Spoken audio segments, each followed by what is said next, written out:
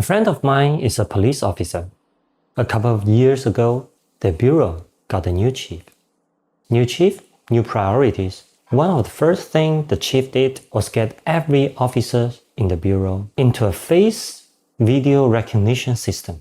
And then he set a rule. If the system spots any officer on the street after midnight, it will automatically send an alert. The next morning, that officer gets called in and needs to explain where you were and whether you have been drinking. Because in China, police officers aren't allowed to drink on workdays. That story isn't just about policing. It's about how China's AI systems aren't just for shows. They're actually wired into how the government works. And that same logic is now being used to monitor Chinese factories. Let me lay out what's happening. Right now, there are two areas that lead the way: environmental enforcement and tax enforcement, including cross-border income and export tax rebate. But let's start with the environment. In recent years, many of the officials who are driving Chinese environmental regulation have academic background in environmental engineering or environmental science. They understand technology and data, which is why AI is now embedded so deep into the environmental enforcement workflow. The first case, in Taicang, Jiangsu, there's a garment washing factory. In June 2024, the local ecology bureau ran an AI model on the city's auto monitoring data for all major polluters' facilities. The AI picked up an anomaly.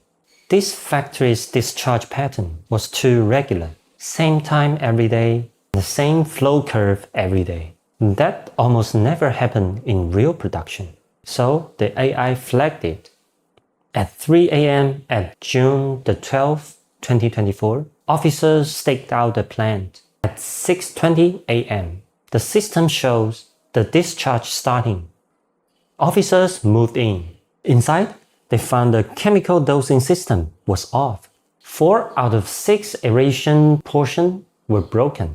But the monitoring data still showed normal levels. How? They found a well outside the factory wall, and the factory were actually pumping up the water, running it into a hidden pipe, and using the water from the well to dilute the discharge. 5 to 10 minutes before the auto sampler took its samples, one person was detained eventually. That's the first thing you need to know. AI isn't just flagging paperwork errors, it's catching real-world cheating, no matter how big or small the factory is. The second case, in Shenzhen, there is an hardware and electronic company. Late 2022, the Shenzhen Ecology Bureau was running its online water balance monitoring system across all major polluters in the city. The AI spotted something strange. 3 indicators in this company's wastewater were stuck at an extremely low level: ammonium nitrogen, total phosphorus. For a hardware electronic plant, the wastewater just shouldn't be that clean. So the system flagged it, and on November 2022, Shenzhen Ecology Bureau, working with local police, raided the company. What they found is that the wastewater sample line had been pulled out and shoved into a plastic bottle filled with clean water. Every time the auto sampler kicked in, they used the clean water to fed the sample, and the real wastewater just bypassed the monitoring system and went straight out. Local police had opened a criminal case. The cheating was clever, but the AI saw something that was too clean to be real. That's the environment side. Now, let's move to the tax side. The scale in tax side is completely different. Before I get to choose the specific cases, let me share a story from my friend first. He ran a factory for more than 10 years. He told me about a really interesting shift. In the good old days, whether a company had tax issues depended almost entirely on the local frontline tax inspectors. The whole system relies on them to find and report.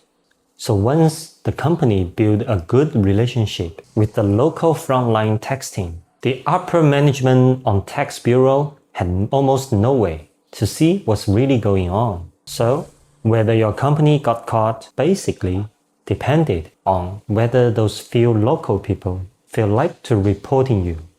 However, now it's totally different. The system identifies the red flags first. Once the system spots something, it will automatically push a work order to the local inspectors. And the inspectors has to respond in a set time. And also the response is logged. If the upper management later finds out the inspector's response didn't actually match with the situation, then the inspector himself will hold responsibility.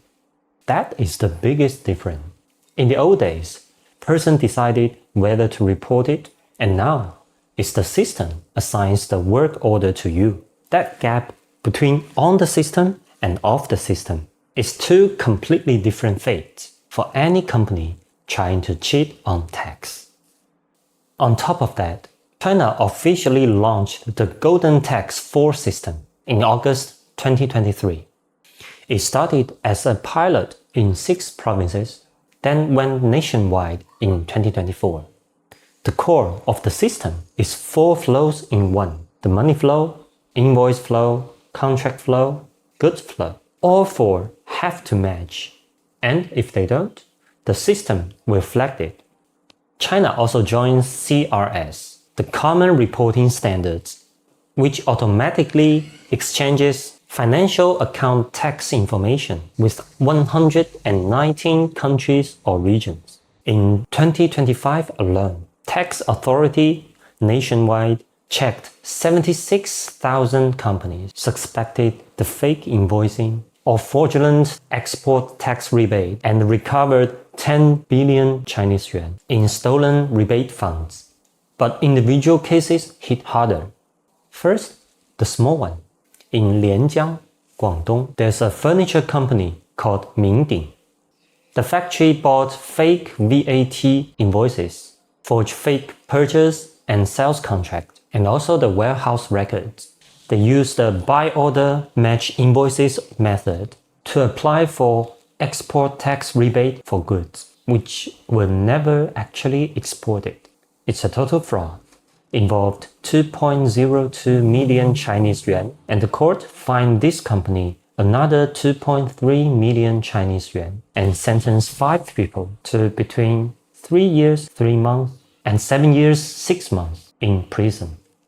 And then the second, that's the big one. This big case was buried years ago, not just happened recently. There is a very big clothing company in Hangzhou. In February 2024, the Hangzhou Tax Bureau issued an enforcement notice. They found that from January 2014 to June 2021, the full 7 years, the company had underreported income and evaded 212 million Chinese yuan in taxes.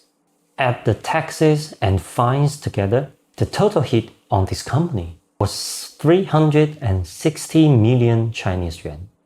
The scariest part of this story is not about the amount, it's that this company had stopped cheating since 2021. They thought it was over. Then, in 2024, it all came back. The tax bureau tracked back to 7 years ago, every transaction, every invoice. It means, don't think that you already paid up today, then you can escape from this. The system has the data. The system can compare. Anything you've done in the past will come up eventually. The smartest thing to do is to cooperate now and clean up the historical mess. Don't wait for the system to come back and find it. By then, you will be paying taxes, plus fines, plus criminal risks. It will be several times the cost. You can see the pattern here. Nobody flies out of the radar. So, what do these all mean for you? If you are a foreign buyer sourcing from China, 3 things. First, the most obvious risk is that your supplier could be shut down overnight. Second, Compliance costs will be going up across the board. Smaller factories are being squeezed out. The number of options that you have are shrinking. Third, the factories that survive will be more expensive. They have to invest on compliance for this AI-ready monitoring system. The chip era is ending.